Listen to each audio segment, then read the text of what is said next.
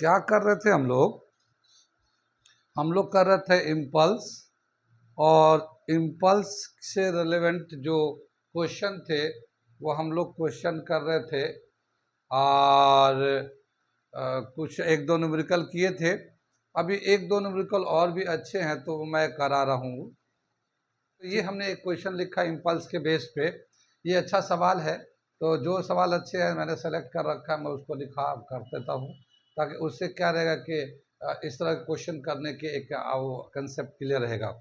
तो मैं क्या कर रहा हूँ, ये एक क्वेश्चन दे रखा हमने, मैं इसे पढ़ता हूँ, समझाता हूँ और करके दिखाता हूँ। क्या दे रखा है ये देखिए। अ machine gun fires a bullet of mass 40 gram with a speed of 1200 meter per second. The person holding the gun can exert a maximum force of 144 Newton on it. What is the number of bullets that can be fired from the gun per second?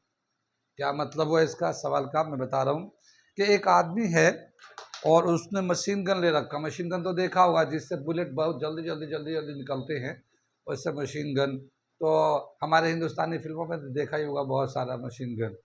ठीक है, तो क्या है कि वो machine gun है और यहाँ पे लगाकर कंजर्वेशन ऑफ मोमेंटम की वजह से उसको शोल्डर पे लगाकर और फिर फायरिंग करते हैं।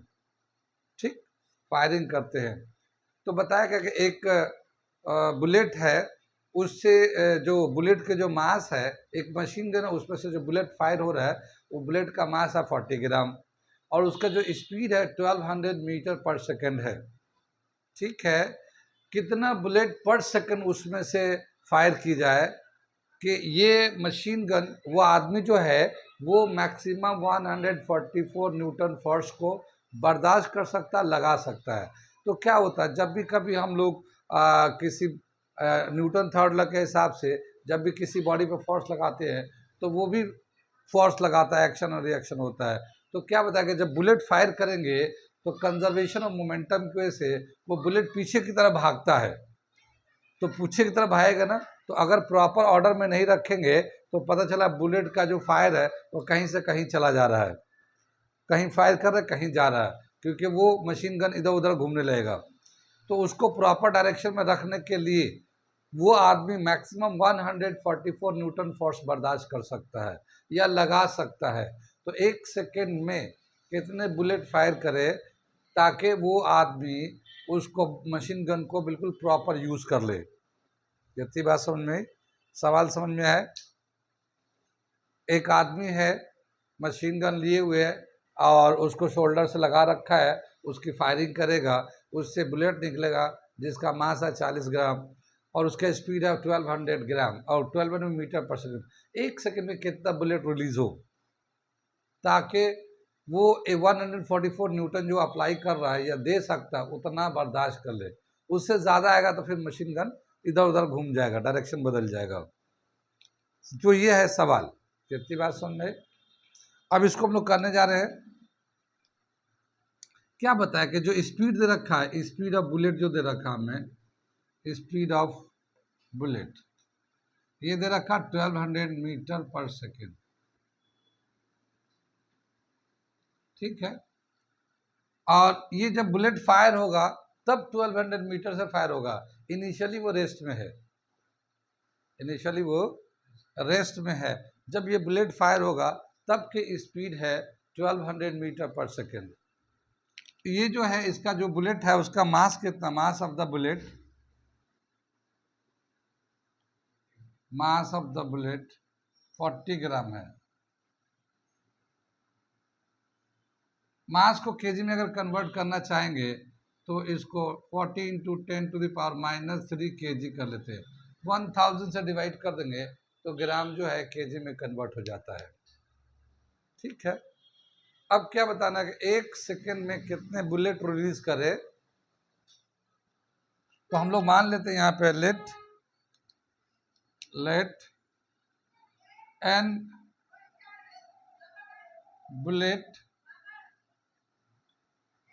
bullets is fired per second। ठीक है ना, एक सेकेंड में n बुलेट फायर करे हमने मान लिया लेट n बुलेट्स फायर्ड पर सेकेंड, ठीक। और जो आदमी है मैक्सिमम फोर्स कितना वो अप्लाई कर सकता है, force applied by the person, force maximum force applied by the person is equal to 144 newton, ठीक है ना। ये दे रखा हमारा। मैं थोड़ा सा क्वेश्चन को मिटा दे रहा हूं और उसके बाद जो है करता हूं ऊपर कंटिन्यू। क्वेश्चन लिख लिया आप लोग, क्या दे रखा ये, change in momentum is equal to क्या होता है, change in momentum is equal to impulse होता है, हम लोग जानते हैं ना। Change in momentum is equal to impulse, और impulse is equal to force into time भी होता है, ठीक है, फोर्स इनटू टाइम भी होता है। तो क्या दे रखा है यहाँ पे हम लोगों ने, ये जो है चेंज इन मोमेंटम पहले निकालते हैं, चेंज इन मोमेंटम, ठीक है, क्या होता है M B minus M U, final momentum minus initial momentum, या हम ऐसे लिख देते हैं final momentum minus initial momentum,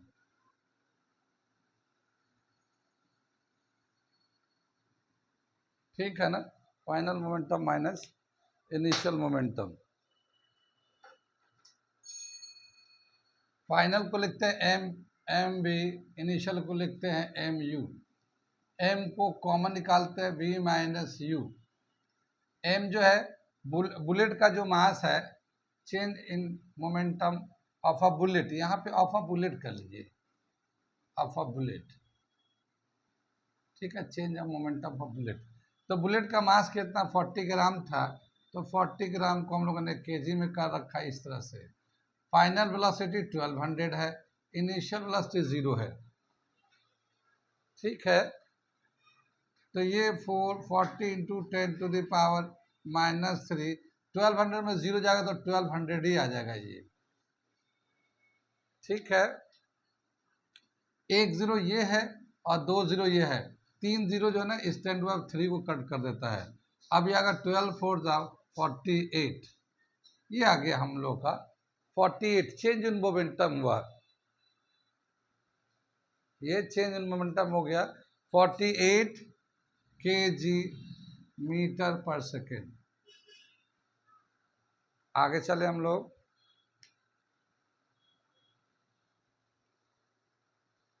आगे दे रखा हम लोगों ने माना है, हमें बताना है कि 1 सेकेंड में कितने बुलेट को फायर किया जाए कि वो आदमी जो है 144 जो फोर्स लगा रहा है वो बर्दाश्त कर ले, ठीक है। तो यहाँ पे हम लोग मान लिया n, now impulse is equal to force into time is equal to change in momentum, delta p is equal to 48 kg metre पर सेकेंड, ठीक है ना। चेंज इन मोमेंटम 48 kg आया हुआ हमारा। यहाँ पे जो है F is equal to F into F is equal to change in momentum, change in momentum delta p upon t आ जाएगा, ठीक है। तो डेल्टा p इंटू टी, तो t जो है ना 1 सेकेंड अगर लेते हैं, 1 सेकेंड लेते हैं तो एक बुलेट से जितना फोर्स लगेगा, rate of change of momentum equal to force है, तो एक बुलेट से कितना फोर्स लगेगा, ठीक है, 1 सेकेंड में। तो यहाँ पे आ जाएगा 48, और ये चेंज इन मोमेंटम पर टाइम होता है ना, ये 48 न्यूटन आ जाएगा। ये कितना आ जाएगा, ये rate of change of momentum. तो अब आ जाएगा 48, तो ये है टाइम लिया 1 सेकेंड, यहाँ पे 48 अपॉन 1, 48 अपॉन 1 48 न्यूटन।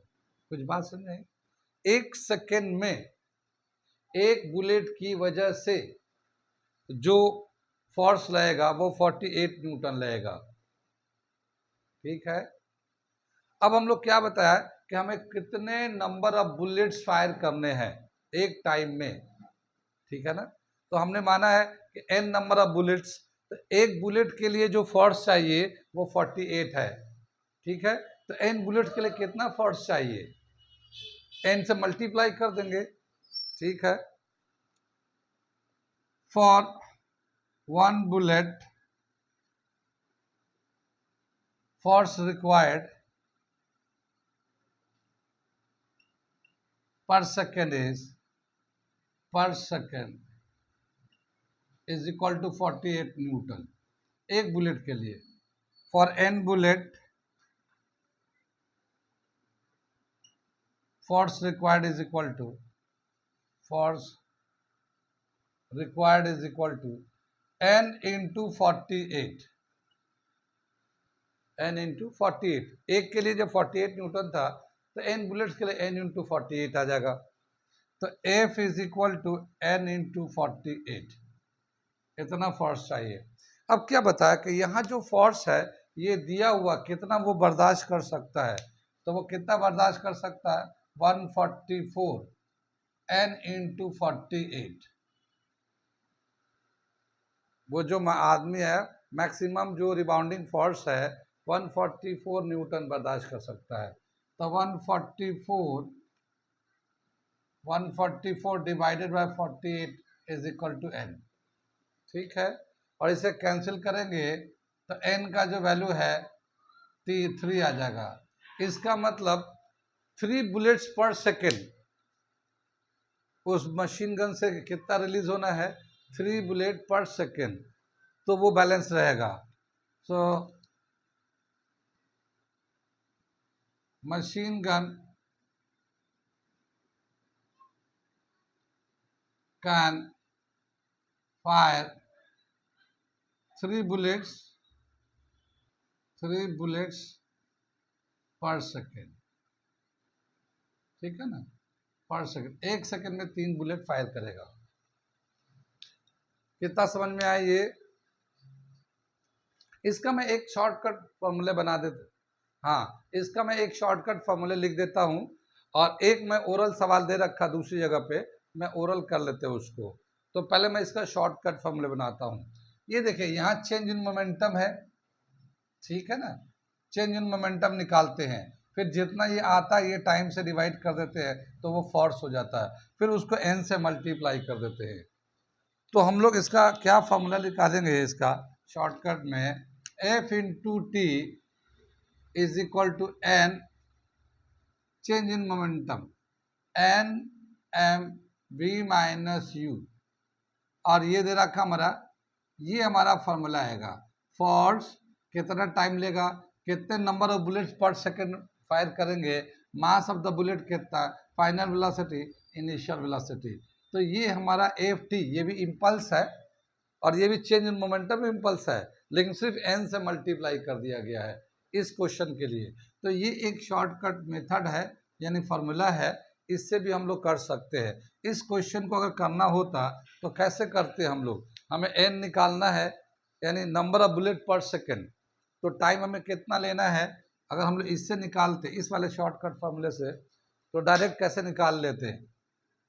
ठीक है ना, देखो एन का वैल्यू कैसे निकालेंगे, यहाँ पे N is equal to F T, ये एन रोक लिया, एफ टी है upon M V minus U.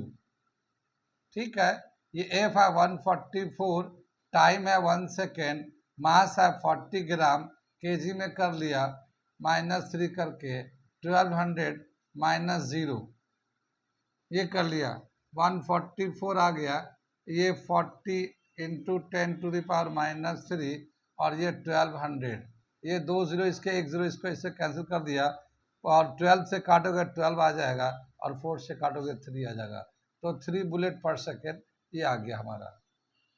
ठीक है, तो ये हमारा फार्मूला जो है काम का है। अब मैं एक क्वेश्चन ऐसे ही ओरली में पढ़ के सुनाता हूँ, ठीक है, और उसके बाद आपको जवाब देना है। मैं हल्के हल्के पढ़ता हूँ, ठीक है ना, ये समझ में आ गया, ये मैं मिटा दूँ थोड़ा सा इधर से,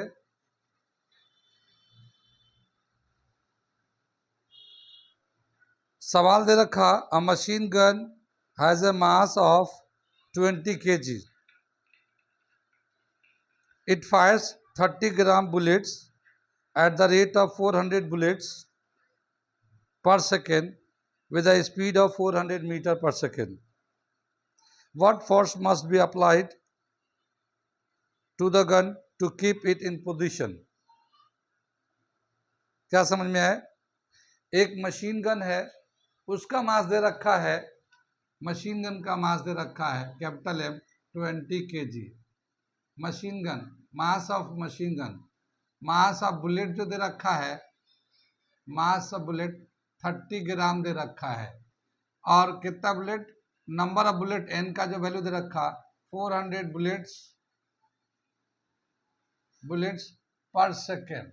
ये हमें इसमें से फायर कर रहा है, और इसका जो वेलोसिटी है 400 मीटर पर सेकेंड है. ठीक है, 400 मीटर पर सेकेंड है. तो कितना फोर्स की ज़रूरत होगा इसको, मशीन गन को पोजीशन पे रखने के लिए, कितना फोर्स चाहिए, निकालेंगे इसको. इस वाले फॉर्मूले से निकालिए. यहाँ पे क्या निकालना है, इस सवाल के हिसाब से हमें फोर्स निकालना है, कितना फोर्स. ठीक है, तो ये जो मास, ये m है, किसका मास है, ये बुलेट का मास है. स्मॉल m जो लिखा गया, ये जो कैपिटल M है वो तो मशीन गन का मास है. मशीन गन के मास की ज़रूरत नहीं है अभी, यहाँ पे बुलेट के मास की ज़रूरत है. तो इसके हिसाब से फोर्स निकालना चाहे तो निकाल लेंगे. कैलकुलेट करिए, ज़रा सा निकाल के बताइए. फोर्स का वैल्यू आएगा ये 4800 न्यूटन. ठीक है, ये सही आंसर है. आप लोग कर लीजिएगा, जो लोग वीडियो देख रहे हैं हमारा, आप खुद भी कर सकते हैं, इस फॉर्मूले का यूज़ कर सकते हैं. हाँ, अगर इस मास का कब यूज़ होगा, क्योंकि ये जो है ना फोर्स जो है ना मशीन गन लगाता है, तो इसका अगर एक्सेलरेशन निकालना हुआ, यानी F T is equal to N M V minus U है, इसको अगर हम लोग मास इंटू एक्सेलरेशन लिख सकते हैं, M A T N M V minus U. ये भी एक फॉर्मूला हो सकता है, लेकिन यहाँ पे जो मास ऑफ द बुलेट यहाँ यूज़ करेंगे, sorry, mass of the machine gun यहाँ यूज़ करेंगे, और मास ऑफ बुलेट ये यूज़ कर रहे हैं यहाँ पे. और ये हमारा एक्सेलरेशन है, यहाँ पे एक्सेलरेशन पूछ सकता है, या और भी बहुत कुछ पूछ सकता है. तो ये जो फॉर्मूला है, जैसे हम लोग एक जो अभी क्वेश्चन कराया था उसमें नंबर ऑफ बुलेट निकाला था 3 बुलेट पर सेकेंड, है ना. अभी जो इसमें निकाला हम लोगों ने फोर्स निकाला, टाइम 1 सेकेंड लेके. तो ये वाला आंसर आ गया. जो लोग करना चाहे कर सकते हैं ये सर. इसी तरह से ये हमें वेलोसिटी भी पूछ सकता है, कितना नंबर ऑफ बुलेट दे दिया, मास ऑफ बुलेट दे दिया, फोर्स दे दिया, टाइम दे दिया. अब बोला कि फाइनल किस वेलोसिटी से बुलेट रिलीज हो रहा है या फायर हो रहा है, तो बुलेट का वेलोसिटी भी पूछ सकता है इससे. ठीक है, या 1 सेकेंड ना दे के कुछ टाइम के लिए दे दिया, ज़्यादा बुलेट दे दिया, तो बोला 1 सेकेंड में कितना बुलेट फायर हो रहा है. ठीक है, तो इस तरह के बहुत सारे सवाल बन सकते हैं, मगर हाँ, ये वाला फॉर्मूला आपको याद रखना है इस वाले पोजीशन पे. ये अगला क्वेश्चन हम लोग कर रहे हैं. ये क्वेश्चन भी बहुत अच्छा है, देखिए क्या है, और पहले मैं पढ़ता हूँ, समझाता हूँ, फिर करके दिखाता हूँ.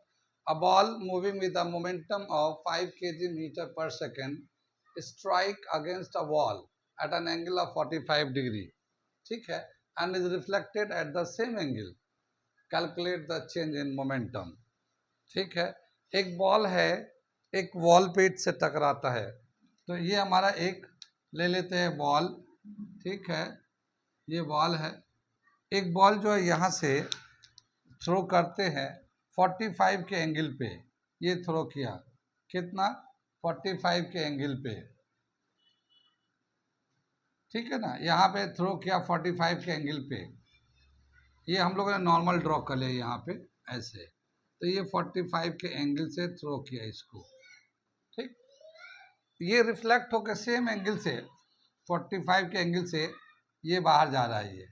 ये भी 45 के एंगल से बाहर गया. ठीक है, जितना एंगल से आया है बॉल, उतना ही एंगल से रिफ्लेक्ट होके गया है बॉल. ठीक है, तो बताना है कि चेंज इन मोमेंटम कितना हुआ इसमें. कितनी बात समझ में. मोमेंटम एक वेक्टर क्वांटिटी होता है. मोमेंटम एक वेक्टर क्वांटिटी होता है, और वेक्टर का जो है जब भी कभी हमें इंक्लाइंड होता है तो इसके हम लोग कंपोनेंट्स बना लेते हैं ज़रूरत के हिसाब से। ठीक है, तो इसके जो दो कंपोनेंट बनेंगे, ये हमारा ये P है मोमेंटम, ये P है इसका मोमेंटम, ये दे रखा वैल्यू हम बाद में यूज़ करेंगे, लेकिन ये P मोमेंटम को P से दिखाते हैं। जब इसको हम लोगों ने स्ट्राइक किया तो इसके दो कंपोनेंट, एक कंपोनेंट तो इधर बन जाएंगे और एक कंपोनेंट इधर बन जाएंगे इसके। ठीक है, ये जो कंपोनेंट बनेगा ये तो हॉरिजॉन्टल कंपोनेंट है, तो ये मोमेंटम का जो हॉरिजॉन्टल, ये 45 का एंगल है ना, तो यहाँ पे भी 45 का एंगल हम लोग दिखा सकते हैं, यहाँ पे भी 45 का एंगल, ठीक है ना, 45 का एंगल दिखा सकते हैं।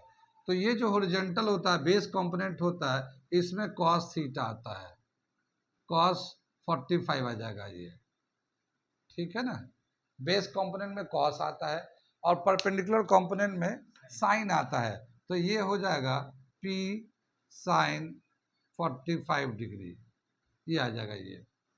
और यहाँ पे अगर हम लोग देखते हैं तो ये वाला जो लाइन है इसको हम लोग यहाँ पे रिप्रेजेंट कर सकते हैं, यहाँ पे रिप्रेजेंट कर सकते हैं इसको, ठीक है, तो ये आ जाएगा P साइन 45 डिग्री और ये P कॉस 45 डिग्री, यहाँ से हो गया ये जो वैल्यू था, इसी वैल्यू को हम लोगों ने इस वॉल पे दिखा रहे हैं इसको। ये इसको हम लोग चाहें तो इसको सटा देते हैं पूरा इस वॉल से, ठीक है। अब ये देखिए बॉल जो ना रिफ्लेक्ट होकर ये ऊपर जा रहा है, ये इसके भी दो कंपोनेंट होंगे, ठीक है, एक हॉरिजॉन्टल कंपोनेंट इधर हो जाएगा, ये हॉरिजॉन्टल कंपोनेंट होगा और इसका वर्टिकल कंपोनेंट इधर हो जाएगा। ये हॉरिजॉन्टल में कॉस थीटा आता है, P कॉस 45 डिग्री आ जाएगा ये, और वर्टिकल में P साइन 45 डिग्री आ जाएगा ये। कितनी बात सुन में, इसको मैं दूसरे कलर से दिखा दे रहा हूँ, ये यहाँ पे जो है ना ये ब्लैक से दिखा दे रहा हूँ इसको, इसका एक कंपोनेंट इधर है P कॉस थीटा और ये P साइन थीटा है। तो क्या समझ में आया कि जब भी कभी एक मोमेंटम एक वॉल पे, एक बॉल जो वॉल पे जाके कोलाइड करता है सर्टेन एंगल से, तो उसके चूंकि ये मोमेंटम होता है तो मोमेंटम जो एक वेक्टर क्वांटिटी होता है, इसके दो कंपोनेंट बन जाते हैं, एक हॉरिजॉन्टल एक वर्टिकल। हॉरिजॉन्टल में कॉस थीटा आता है, वर्टिकल में साइन थीटा आता है। अब यहाँ पे जो देख रहे हैं हम लोग, तो इसमें देखते हैं ये वर्टिकल कंपोनेंट है, ये वाला वर्टिकल कंपोनेंट है, ये हॉरिजॉन्टल कंपोनेंट है, तो ये में P cos थीटा एक लेफ्ट टू राइट जा रहा है और यहाँ पे P cos थीटा इसमें राइट टू लेफ्ट जा रहा है, दोनों अपोजिट डायरेक्शन में है। Horizontal component P cos theta ये इधर से इधर जा रहा है, ठीक है ना, ये यहाँ से इधर से इसकी डायरेक्शन इधर है, लेफ्ट टू राइट है, और इसका जो डायरेक्शन है ये राइट टू लेफ्ट है। ये कितनी बात सुन में, लेकिन ये जो ना दोनों सेम डायरेक्शन में जा रहे हैं, ये ऊपर जा रहा है, ये इसके पीछे से चल रहा है, ठीक है। तो हम लोग पहले वर्टिकल कंपोनेंट में निकालते हैं कि net momentum in vertical direction में कितना होता है, ठीक है। तो सॉल्यूशन कर रहे हैं हम लोग, यहाँ पे सॉल्यूशन करने जा रहे हैं, ठीक है। The components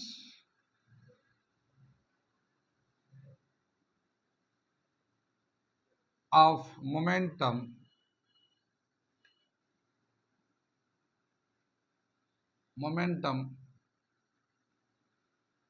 has been shown in the figure, ठीक है ना। मोमेंटम के जो भी कंपोनेंट है इसको हम लोग दिखा दिया। नाउ चेंज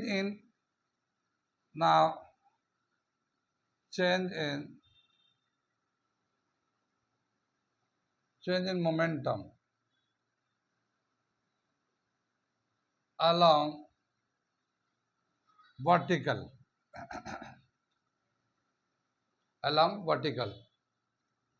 तो क्या जगह फाइनल मोमेंटम माइनस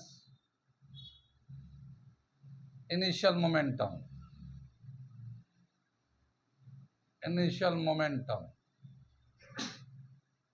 ठीक है ना।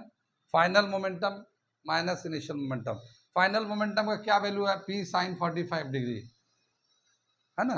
पी साइन 45 डिग्री यहाँ पे है, पी साइन 45 डिग्री, ये वाला, ये है फाइनल। ये तो इंसिडेंट है ना, ये तो इंसिडेंट है, ये रिफ्लेक्टेड है, ये रिफ्लेक्टेड है, ये इंसिडेंट है। ठीक है, तो final momentum P sine 45 degree, ये तो ये आ गया इसका, माइनस इनिशियल यानी ये वाला में, तो ये भी पी साइन 45 डिग्री है, ये भी पी साइन 45 डिग्री है, दोनों सेम है, तो ये चेंज इन मोमेंटम जीरो आ गया। तो वर्टिकल कंपोनेंट में चेंज इन मोमेंटम तो जीरो आ रहा है। अब हॉरिजॉन्टल कंपोनेंट में देखते हैं हम लोग, इधर मिटाते हैं इसको, change in momentum along horizontal component, change in momentum along horizontal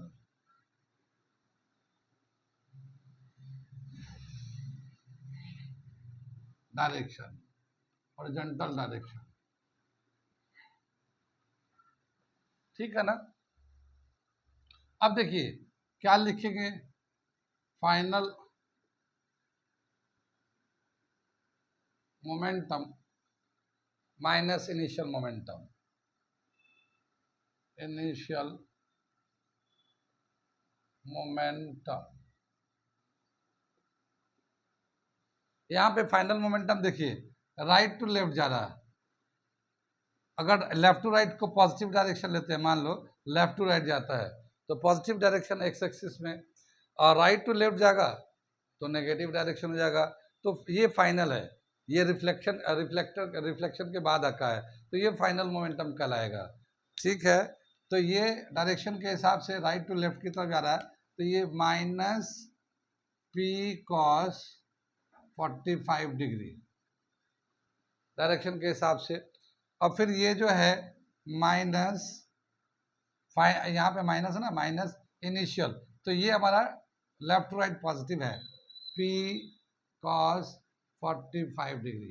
कितनी बात सुने, ये लेफ्ट राइट टू लेफ्ट जाता है, अपोजिट डायरेक्शन में जाता है तो नेगेटिव ले लिया, ये लेफ्ट टू राइट जरा पॉजिटिव है तो पॉजिटिव रख लिया, ये भी माइनस में, ये भी माइनस में, दोनों सेम चीज है, तो minus 2p cos 45 degree, 2p cos 45 degree. अब ये हमारा माइनस में दे रखा है, इसको अगर हम लोग वैल्यू डाल दे तो p का जो वैल्यू था क्वेश्चन में दे रखा था 5 kg मीटर पर सेकेंड। क्वेश्चन अगर देखेंगे तो p का जो मोमेंटम दे रखा था, ये दे रखा था 5 kg, तो इसका जो आएगा हमारा -2 और ये 5 kg मीटर पर सेकेंड स्क्वायर, और cos 45 का वैल्यू कितना होता है, cos 45 का वैल्यू होता है 1/√2, 1/√2, तो ये आ जाएगा -10√2 अपॉन 2, ये आ जाएगा -5 2 10 -10, और ये नीचे √2 था ना, तो नीचे ऊपर दोनों जगह √2 से मल्टीप्लाई कर दिया, तो नीचे तो 2 होगा, ऊपर √2 चला गया, फिर ये 2 से कैंसिल कर दो। ठीक है, तो ये हमारा आ जाएगा, यहाँ पे मैं थोड़ा सा आगे बढ़ा लेता हूँ, ये दे रखा हमारा -5√2, -5√2 का वैल्यू था 1.4, ठीक है ना, 42 ले लेते हैं, 1.42 0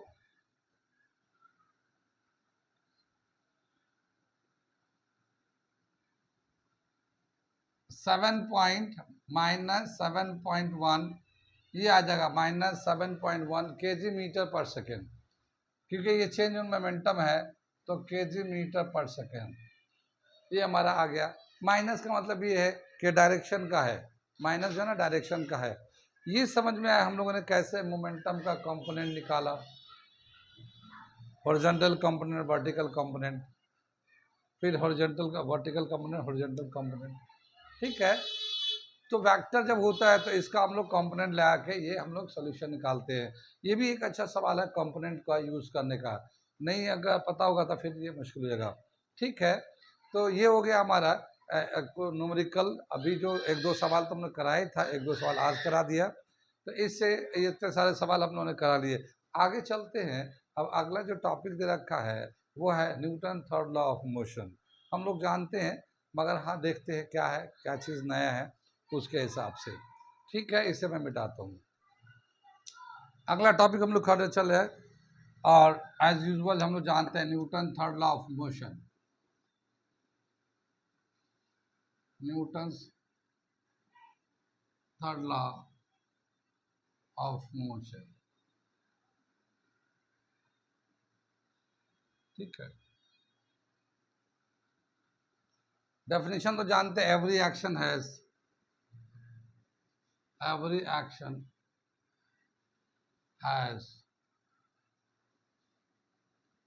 equal and opposite reaction.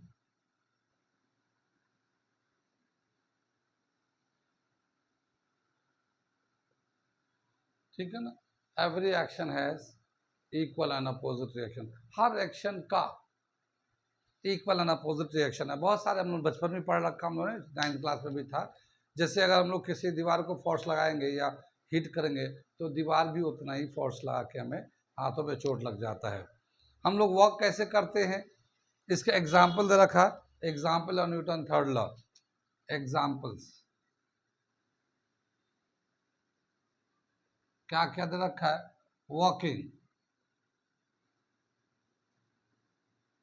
Walking, walk जो करते हम लोग, चलते जो है या रनिंग जो भी करे, वॉकिंग है, रनिंग है, ये सभी न्यूटन थर्ड लॉ के बेस पे चलता है। ठीक है, जैसे हम लोग अपने पैर पे जैसे देखा होगा आपने, हम लोग जैसे पैर पे खड़े होते हैं तो ऐसे अगर फ्लैट रहेंगे तो खड़े होंगे, लेकिन जब चलना होगा तो क्या होता है, हील के साइड से पैर उड़ जाता है, ऐसे बैक साइड से पैर उड़ जाता है, और फिर हम लोग फिंगर्स पे आ जाते हैं। और जब फिंगर्स पे आ जाते हैं तो हमारा एंगल थोड़ा सा ऐसा हो जाता है, पैरों का एंगल ऐसा होता है। तो फिर हम लोग इस तरह से, पहले जैसे ऐसे बिल्कुल वर्टिकल खड़े थे ना, अब वर्टिकल नहीं है, थोड़ा सा तिरछा हो गया। तो जब हम लोग ज़मीन पे फोर्स लगाएंगे इस तरह से इंक्लाइन फोर्स, तो उसका एक्शन होगा, तो उसी का रिएक्शन होगा, और उस रिएक्शन की वजह से हमारा पैर उड़ जाएगा। जैसे मैं चल के दिखाता हूँ, आप लोग भी देख सकते हैं। जैसे मैं चला ऐसे, तो ये मैं एक पैर रख दिया आगे, तो जो पिछला पैर है वो पैर का जो है ना हमारा पूरा फिंगर्स पे आ गया। और अब हम फोर्स लगाएंगे ज़मीन को, तो ज़मीन जो है ना वापस फोर्स लगाएगा, और वापस जब लगाया तो ये पैर फ्री हो जाता है। हम लोग आगे रख देते हैं, एक रखते हैं और एक को उठाते हैं। ठीक है, फिर एक रखेंगे दूसरा उठाएंगे, एक रख दूसरा रखेंगे, ऐसे। तो ये एक रखना और एक मूव कराते हैं इस तरह से। ठीक है, तो ये जो है ना जो फोर्स लगाते हैं ज़मीन में, तो जितना फोर्स लगाते हैं इंक्लाइन सर बनाकर पैरों को तिरछा करके, उतना ही फोर्स रिएक्शन में अर्थ भी लगा देता है, जिसकी वजह से पैर हमारा आगे की तरफ मूव कर जाता है।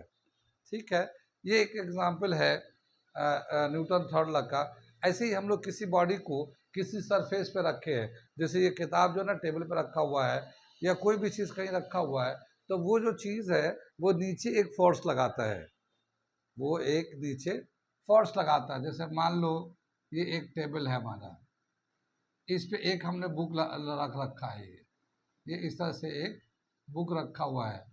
ठीक है, या बॉडी रखा हुआ है।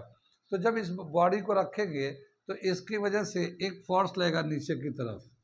ठीक है, जो कितना फोर्स लगेगा, m×g के बराबर।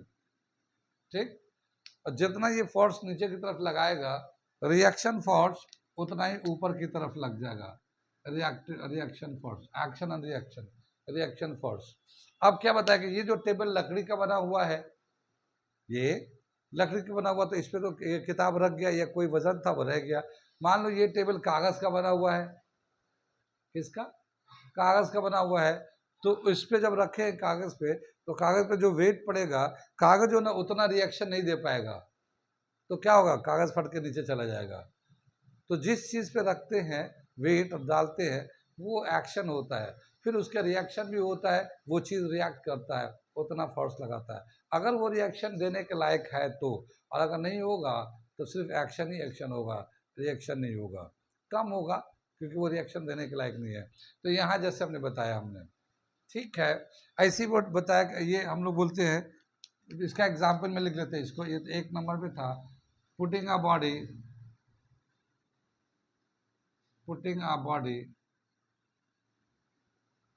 ऑन द सरफेस, ये भी एक हमारा न्यूटन थर्ड लॉ का है। इसी तरह से लॉन्चिंग ऑफ रॉकेट भी एक हमारा एग्जाम्पल है। लॉन्चिंग ऑफ रॉकेट, जो रॉकेट होते हैं या मिसाइल होते हैं, इसको जो लॉन्च किया जाता है, ये भी न्यूटन थर्ड लॉ के उस पर होता है।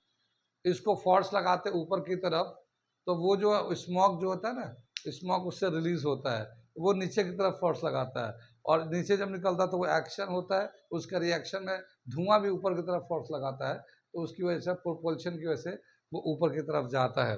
तो लॉन्चिंग ऑफ रॉकेट भी एक तरह का एग्जाम्पल है न्यूटन थर्ड लॉ का। ठीक है, ऐसे ही एग्जाम्पल रखा है जंपिंग फ्रॉम द बोट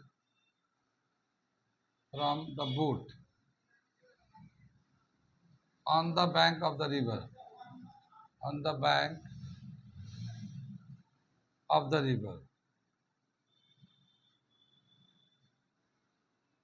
ठीक है ना। रिवर में क्या होता है, नदी में जब हम लोग कभी कभी गया होगा, आप लोग कभी गए होंगे, तो जब बोट किनारे लग जाता है तो बोट में से कैसे बाहर आते हैं हम लोग, बोट के बॉर्डर होता है किनारे में, उस पर पैर रखते हैं, और जब उस पर फोर्स लगाते हैं ना, तो वो भी हमें एक रिएक्शन फोर्स देता है, तो मेरा पैर आगे निकल के आ जाता है, और फिर हम लोग किनारे में जो हमारा शीट बना होता है या फ्लैट सरफेस होता है वहाँ पहुँच जाते हैं बोट में से निकल के। तो ये भी हमारा न्यूटन थर्ड लॉ का होता है। एक्शन अगर होगा तो उसका रिएक्शन होता है। ठीक है, किसी आदमी के साथ आप अच्छा व्यवहार करेंगे, वो भी आपके साथ अच्छा व्यवहार करेगा, ये रिएक्शन है। अगर बुरा व्यवहार करेंगे तो वो भी आपके साथ बुरा व्यवहार करेगा, ये रिएक्शन है। तो जैसा एक्शन करेंगे वैसा रिएक्शन होता है, ये न्यूटन थर्ड लॉ है। ठीक है, यहाँ तक समझ में आ गया। आगे चले हम लोग। अब क्या बताया कि यहाँ के आगे दे रखा है कि जो न्यूटन सेकेंड लॉ है उससे हम लोग थर्ड लॉ भी निकाल सकते हैं और फर्स्ट लॉ भी निकाल सकते हैं। न्यूटन सेकेंड लॉ से जो rate of change of momentum है, जो rate of change of momentum is called force कहलाता है, उससे हम लोग फर्स्ट लॉ भी कर लेते हैं और थर्ड लॉ को भी ड्राइव कर लेते हैं। ठीक है, तो मैं थोड़ा सा और कुछ बताता हूँ इस पर, आगे चले हम। ये क्या बताया कि एक बॉडी है, इसको हम थोड़ा सा दूसरे तरीका से दिखाते हैं। ये एक बॉडी है ए, ये एक दूसरी बॉडी है बी। ठीक है ना। अब क्या हुआ कि ये दोनों बॉडी एक दूसरे से आके टकराते हैं, तो ये ए जो है और ये बी जो है, दोनों एक दूसरे को टच कर रहे हैं, और ये इधर से फोर्स लगा रहा है, ये इधर से फोर्स लगा रहा है, मूव करके आ रहे हैं ना, तो एक दूसरे को फोर्स लगा रहे हैं। तो अब इसको कैसे रीड करेंगे, ये होता है force on A due to B.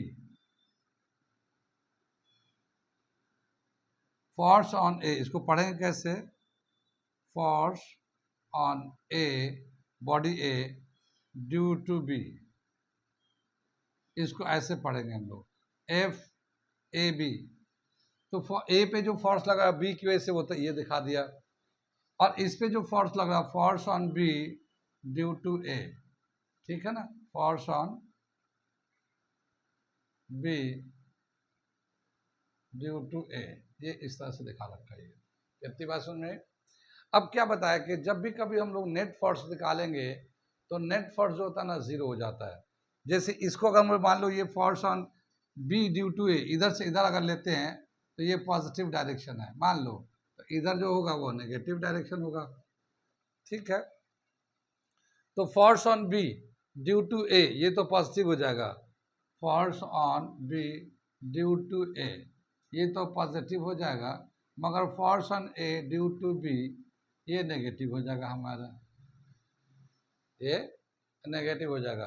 दोनों का नेट फोर्स निकालेंगे तो दोनों को जब ऐड करेंगे तो क्या हो जाएगा, force on A B due to A plus force on A due to B, ये ऐसे निकालने जा रहे हैं। तो ये तो पॉजिटिव वैल्यू यूज कर लेंगे, ठीक है ना, ये तो पॉजिटिव हो जाएगा, लेकिन ये डायरेक्शन के हिसाब से ये नेगेटिव हो जाएगा। ठीक है ना।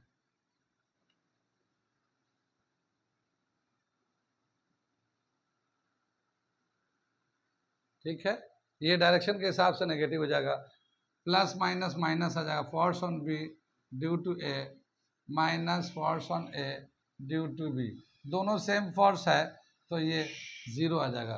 तो क्या बताया, जब भी कभी दो डिफरेंट बॉडी अपोजिट में कोलाइड करते हैं तो जो नेट फोर्स होता है वो ज़ीरो हो जाता है, ये नेट फोर्स ज़ीरो हो जाएगा। ये कितनी बात समझ में आई? आगे चले, हम लोग चेंज इन मोमेंटम से भी दिखा सकते हैं फोर्स को, change in momentum is equal to force, ठीक।